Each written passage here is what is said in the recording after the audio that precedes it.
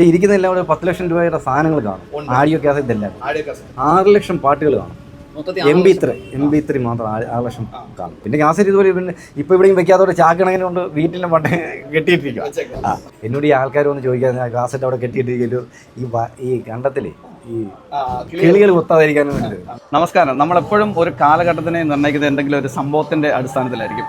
ഒരു സംഭവത്തിന് മുമ്പും അതിന് സംഭവത്തിന് ശേഷവും അങ്ങനെയാണ് നമ്മളൊരു കാലഘട്ടത്തിനെ നമ്മൾ നിർണ്ണയിക്കുന്നത്. അപ്പോൾ നമുക്കൊക്കെ അറിയാവുന്ന ഒരു കാലഘട്ടം ഉണ്ടായിരുന്നു. ഏകദേശം 90കളിലായിരുന്നു ആ കാലഘട്ടം. ആ കാലഘട്ടത്തിൽ പ്രത്യേകത അന്ന് കാസറ്റുകളായിരുന്നു നമ്മുടെ ഈ പാട്ടുകളെയൊക്കെ നിയന്ത്രിച്ചിരുന്നത്. ആ കാസറ്റുകൾ മാഞ്ഞ് CD-യിലേക്ക് പോയ ഒരു കാലഘട്ടമുണ്ട്, 90 കാലഘട്ടം. അപ്പോൾ നിങ്ങളെ ഞാൻ ഇന്ന് കൊണ്ടുപോകുന്ന ഒരു 90 കാലഘട്ടത്തിലെ ഒരു CD കടയിലേക്കാണ്, അല്ലെങ്കിൽ ഒരു കാസറ്റ് കടയിലേക്കാണ്. അപ്പോൾ അതിൻ്റെ ഒരു വിശേഷങ്ങളാണ് ഞാൻ ഈ വീഡിയോയിൽ പങ്കുവെക്കുന്നത്. മാക്സിമം ഈ വീഡിയോ എല്ലാവരും കാണാൻ ശ്രമിക്കുക, നിങ്ങളുടെ അഭിപ്രായങ്ങളൊക്കെ കമൻറ്റ് ചെയ്യാൻ ശ്രമിക്കുക, ഒപ്പം ഈ വീഡിയോ മറ്റുള്ളവരിലേക്ക് പങ്കുവെക്കാൻ ശ്രമിക്കുക.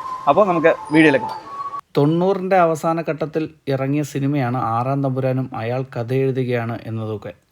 ആ സിനിമയിലെ മാന എന്നുള്ള പാട്ടും ആറാം തമ്പുരാനിലെ ഹരിമുരളീരും ഒക്കെ കേൾക്കാൻ വേണ്ടി കാസറ്റ് കടയിൽ പോയി റെക്കോർഡ് ചെയ്ത് കൊണ്ടുവന്ന് കേട്ടതൊക്കെ 90s കിഡ്സിന് നൊസ്റ്റാൾജിയുള്ള സംഭവങ്ങളാണ്. അന്നൊക്കെ ഒരു മാറ്റം കൂടി ഉണ്ടായിരുന്നു. കാസറ്റിൽ നിന്നും CD-യിലേക്ക് നമ്മുടെ പാട്ടുകളൊക്കെ ഡിജിറ്റലൈസ് ആയ കാലം കൂടിയാണ് അത്. നമ്മുടെ ഈ കൊച്ചു കേരളത്തിൽ എമ്പാടും ഒരുപാട് CD കടകളും കാസറ്റ് കടകളും ഒക്കെ സുലഭമായിരുന്ന സമയമായിരുന്നു അത്. നമ്മുടെ എല്ലാ നാട്ടിൻപുറത്തും ഇത്തരത്തിലൊരു കട കൂടി ഉണ്ടായിരുന്നു. എന്നാൽ വർഷങ്ങൾക്കിപ്പുറം 2025 നിൽക്കുമ്പോൾ ആ കാലമൊക്കെ നമുക്കൊരു ഓർമ്മ മാത്രമാണ്. ഇന്ന് നിങ്ങൾക്ക് വേണ്ടി പരിചയപ്പെടുത്തുന്നത് അത്തരത്തിലൊരു ആളെയാണ്. ഈ ചേട്ടൻ്റെ പേര് താജുദ്ദീൻ എന്നാണ്. പത്തനാപുരം പുന്നലയാണ് ഇദ്ദേഹത്തിൻ്റെ സ്ഥലം. ഏകദേശം 6 ലക്ഷം MP3 പാട്ടുകൾ, ഒപ്പം 10 ലക്ഷം രൂപയുടെ CD കാസറ്റും ഇപ്പോഴും ആർക്കും കൊടുക്കാതെ സൂക്ഷിച്ചു വച്ചിരിക്കുന്ന ഈ ചേട്ടൻ്റെ വിശേഷങ്ങളാണ് ഈ വീഡിയോയിൽ പങ്കുവെക്കുന്നത്. അപ്പോൾ വീഡിയോ എല്ലാവർക്കും ഇഷ്ടപ്പെടുമെന്ന് പ്രതീക്ഷിക്കുന്നു. തീർച്ചയായിട്ടും നിങ്ങളുടെ അഭിപ്രായങ്ങൾ കമൻറ്റ് ചെയ്യുക, ഒപ്പം നിങ്ങളുടെ സുഹൃത്തുക്കളിലേക്കൊക്കെ ഈ വീഡിയോ പങ്കുവെക്കുക. അണ്ണാ നമസ്കാരം. നമസ്കാരം. അണ്ണൻ്റെ പേരെന്തോ? എൻ്റെ പേര് താജുദ്ദീൻ പുന്നല. പുന്നലയാണ് സ്ഥലം അല്ലേ? പുന്നലയാണ് സ്ഥലം. എത്ര വയസ്സായി? എനിക്കിപ്പോൾ 51ാമത്തെ വയസ്സ്. 51 വയസ്സായി. അണ്ണാ ഈ കാസറ്റ്, ഞാൻ ഇവിടെ വന്നപ്പോൾ ഇതൊരു കാസറ്റ് കടയാണ് കാണുന്നത്. അപ്പം എന്തായാലും ഒത്തിരി പഴക്കമുള്ള ഒരു കുറേ കാസറ്റുകൾ അന്നേരം ഈ സെലക്ഷൻ ഉണ്ടെന്ന് തോന്നുന്നു. അപ്പോൾ എങ്ങനെയായിരുന്നു അണ്ണൻ ഇതൊക്കെ സെലക്ട് ചെയ്യാൻ തുടങ്ങിയത്? അത് എനിക്ക് ഈ ഫീൽഡിനോട് വലിയൊരു കമ്പം ഉണ്ടായിരുന്നു. കമ്പം എന്ന് പറഞ്ഞാൽ ആഡിയോ കാസറ്റ് തുടങ്ങുന്ന സമയത്തൊക്കെ പാട്ടിനോടൊക്കെ ഭയങ്കര താല്പര്യമായിരുന്നു. അങ്ങനെ പണ്ടത്തെ കാലത്ത് നമ്മുടെ കുഞ്ഞുനാളിലൊന്നും നമ്മുടെ വീടുകളിലൊന്നും ഈ ടേപ്പ് റെക്കോർഡോ അങ്ങനെയുള്ള സാധനങ്ങളൊന്നും ഇല്ല. അപ്പോൾ നമ്മൾ അയൽപക്കത്തൊക്കെ ടേപ്പ് റെക്കോർഡ് പാട്ടൊക്കെ കേൾക്കുന്ന സമയത്ത് നമ്മൾ പോയി പാട്ട് എടുക്കുകയൊക്കെ ചെയ്യും. അപ്പം പ്രത്യേകിച്ച് ദാസേട്ടൻ്റെ പാട്ടൊക്കെയാണ് ഏറ്റവും വലിയ നമുക്ക് ഇഷ്ടമുള്ള പാട്ടുകൾ. അപ്പോൾ അതിനോട് നമ്മളവിടെ പോയിരുന്ന് പാട്ട് കേൾക്കുകയും എടുക്കുകയെല്ലാം ചെയ്യുമായിരുന്നു.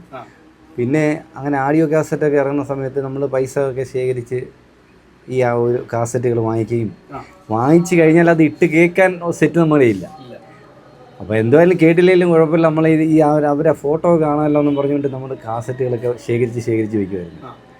പിന്നെ അത് കഴിഞ്ഞിട്ട് പിന്നെ എനിക്കൊരു ഈ കലാപരിപാടികളിലൂടെയൊക്കെ ഒരു പ്രത്യേക വാസന ഉണ്ടായിരുന്നു. നാടകം, പിന്നെ ബാലെ, അങ്ങനെയുള്ള ഐറ്റമിനോടൊക്കെ വലിയ താല്പര്യമായിരുന്നു. ബാലെ എന്ന് പറയും പ്രത്യേകിച്ച് നമ്മുടെ മരിച്ചുപോയ ശ്രീ തൃപ്പൂണിത്തുറ അരവിന്ദാക്ഷൻ മാഷിൻ്റെ ബാലയോടായിരുന്നു ഏറ്റവും വലിയ കമ്പം. അപ്പോൾ അത് എവിടെ ഉണ്ടെങ്കിൽ നമ്മുടെ അടുത്ത് എവിടെയെങ്കിലും ഞാൻ രാത്രി കാണാനൊക്കെ പോകുമായിരുന്നു. പോയി ആ പാട്ടൊക്കെ മനസ്സിൽ അങ്ങ് പകർത്തുകയും അതുപോലെ ഓരോ ചുവട് ചെയ്യുകയൊക്കെ ചെയ്യുമായിരുന്നു.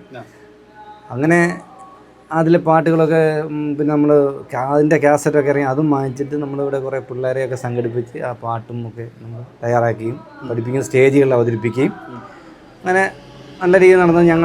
എൻ്റെ കുഞ്ഞുനാൾ തന്നെ ഞങ്ങളുടെ പിന്നെ എൻ്റെ വീടിൻ്റെ അടുത്ത് നാടന്നൂർ എന്ന് പറഞ്ഞ സ്ഥലമാണ്. അവിടെ ഞങ്ങൾ ഒരു 5-6 കൂട്ടുകാരെല്ലാം കൂടെ ചേർന്നുകൊണ്ട് ഒരു ക്ലബ്ബ് രൂപീകരിച്ച്, കൈരളി എന്നായിരുന്നു എൻ്റെ പേര്. അപ്പോൾ ഞാൻ എൻ്റെ കൂട്ടുകാരും തമ്മിൽ എല്ലാവരും കൂടെ ചേർന്നുകൊണ്ട് ഞങ്ങളൊരു ക്ലബ്ബ് രൂപീകരിക്കുകയും ആ ക്ലബ്ബിൽ നമുക്ക് രാത്രി ഒരു പരിപാടി നടത്താൻ നമ്മുടെ പൈസ ഇല്ലല്ലോ. അങ്ങനെ ഞങ്ങളെല്ലാം കൂടെ റെഡിയായിക്കൊണ്ട് തന്നെ ഞാൻ തന്നെ അന്നത്തെ എൻ്റെ ഒരു രീതിയിലൊരു നാടകം എഴുതുകയും ആ നാടകത്തിൽ ഞങ്ങളുടെ ക്ലബ്ബിലുള്ള അംഗങ്ങൾ, അത് പിന്നെ ഞങ്ങളുടെ കൂട്ടുകാരും അന്ന് ലേഡീസ് എല്ലാം ഉണ്ട്, ഞങ്ങളെല്ലാവരും കൂടെ ചേർന്ന് ആ നാടകം അവതരിപ്പിക്കുകയും അതുപോലെ എൻ്റെ കുടുംബക്കാരും ഞങ്ങളുടെ നാട്ടുകാരായ എല്ലാ ആൾക്കാരും എന്നെ സഹായമായിരുന്നു. അതാണ് ഏറ്റവും ഞങ്ങളുടെ ഒരു വിജയം എന്ന് പറഞ്ഞാൽ അതാണ്. ഞങ്ങളുടെ നാട്ടുകാരെല്ലാം ഞങ്ങളുടെ കൂടെ നിൽക്കുന്നുണ്ട്.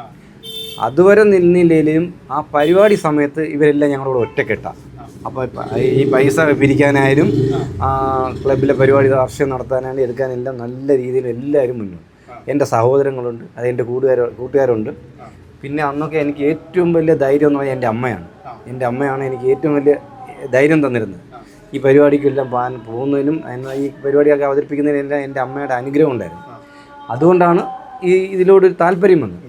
എൻ്റെ വിവാഹമൊക്കെ കഴിഞ്ഞു. അതെല്ലാം കഴിഞ്ഞതിന് ശേഷം വന്ന് നാട്ടിൽ വന്ന് കടയൊക്കെ എടുത്ത് സെറ്റ് ചെയ്ത്. അപ്പോൾ ഇപ്പോൾ കാസറ്റുകളൊക്കെ ഒരുപാട് വർഷം കറക്റ്റ് ഏതായാലും ഇപ്പോൾ ഒരു 35 വർഷമൊക്കെ ആയി.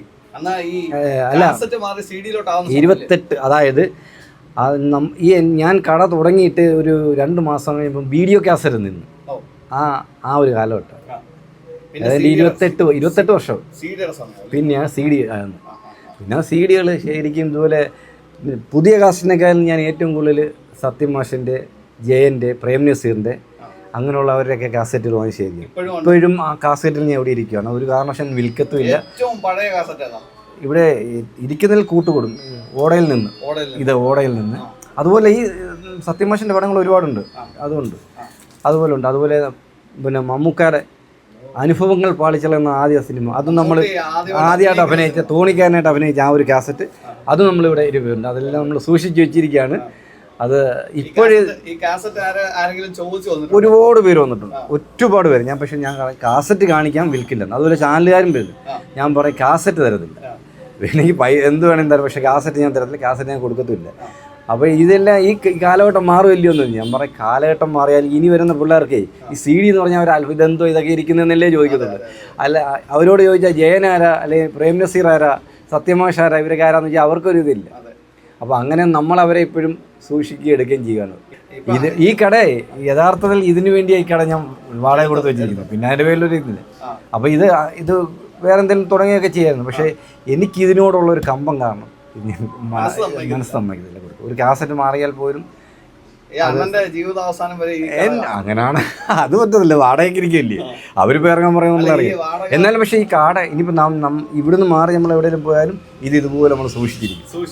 പിന്നെ ഇപ്പൊ ഈ എന്തായാലും ഇവിടെ കച്ചവടമോ മറ്റു കാര്യങ്ങളോ ഈ കടയിലില്ല. ഈ കടയുടെ വാടക എങ്ങനെ കൊടുക്കുന്നത്? അത് ഞാൻ മറ്റേ കടയുണ്ട്. പിന്നെ അതിൻ്റെ ഫ്രണ്ടിൽ പിന്നെ ചായകളുണ്ട്. ഇതെങ്ങനെ കറക്റ്റ് ആയിട്ട് അതുകൊണ്ടല്ലോ. അല്ല, ഇതിനകത്ത് ഞാൻ പറയാം, ഇതൊരു ഷോ ആയിട്ട് വെച്ചിരിക്കുക. ഞാൻ ഇത് കൊടുക്കത്തില്ലേ ഒരു കാരണവശാലും. ഇത് പോയതാ. ഇപ്പൊ ഈ ഒരു കാസറ്റ് ഇത് സ്കൂളിൽ നിന്ന് ഇതിനെ പിള്ളേർക്ക് പിന്നെ പഠിപ്പിക്കാൻ വേണ്ടി ഈ കാസറ്റ് ഒരുപാട് പ്രാവശ്യം വന്ന് ചോദിച്ച് കൊണ്ടുപോയിട്ടുണ്ട്. ഇതിവിടെ നഷ്ടപ്പെട്ടു പോയാലുള്ള ഒരു അവസ്ഥ പിന്നെ കിട്ടത്തില്ല. ഇപ്പൊ എങ്ങനെയില്ല. അപ്പോൾ ഇതും ആ കുട്ടികൾക്ക് അതൊരു പഠിക്കാനൊക്കെ ഉള്ളൊരു പാഠമാണ്. അത് കൊടുത്ത് ഞാനത് അവർ പിന്നെ തീർന്ന ഉടനെ ഞാൻ ഉടനെ വാങ്ങിച്ചു വെച്ചേക്കും. മനസ്സിലായില്ലേ? അതുപോലെ സൂക്ഷിക്കുകയാണ് ഞാൻ ഇതൊക്കെ. നല്ല ഇത് എൻ്റെ ഇരിക്കുന്നതെല്ലാം കൂടെ 10 ലക്ഷം രൂപയുടെ സാധനങ്ങൾ കാണും. ആഡിയോ കാസറ്റ് ഇതെല്ലാം ആഡിയോ പാട്ട് ഏതൊരു 6 ലക്ഷം പാട്ടുകൾ കാണും. MP3 മാത്രം 6 ലക്ഷം കാണും. പിന്നെ കാസറ്റ് ഇതുപോലെ പിന്നെ ഇപ്പൊ ഇവിടെയും വെക്കാത്തവരെ ചാക്കണങ്ങനെ കൊണ്ട് വീട്ടിലും പണ്ട് കെട്ടിയിട്ടിരിക്കുക. അതിന് എന്നോട് ഈ ആൾക്കാർ വന്ന് ചോദിക്കാൻ കാസറ്റ് അവിടെ കെട്ടിയിട്ടിരിക്കല്ലോ ഈ കണ്ടത്തില് ഈ കിളികൾ കൊത്താതിരിക്കാനും വേണ്ടി അത് കണ്ടെന്നോ കൊടുക്കില്ലേ, അങ്ങനെയുള്ള ഒരു ഇതാണ്.